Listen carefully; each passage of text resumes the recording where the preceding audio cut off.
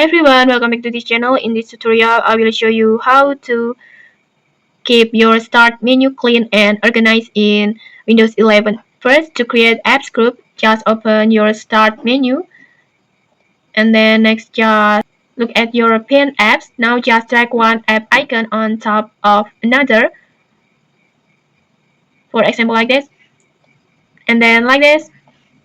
That automatically creates a folder group like this. You can add more apps inside and even rename the group and move it anywhere within your pin sections.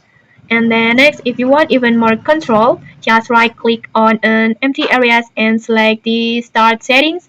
And then over here, you can choose how many rows of pin on here or how many recommendations appear below. This will make it easy to customize your start menu exactly the way you prefer. Minimal, compact, or maybe a fully loaded. And okay, that's it. A clean, organized start menu makes everything faster. Just give it a try. And if you found this helpful, don't forget to like, comment, and subscribe for more tutorials. Thanks for watching and see you.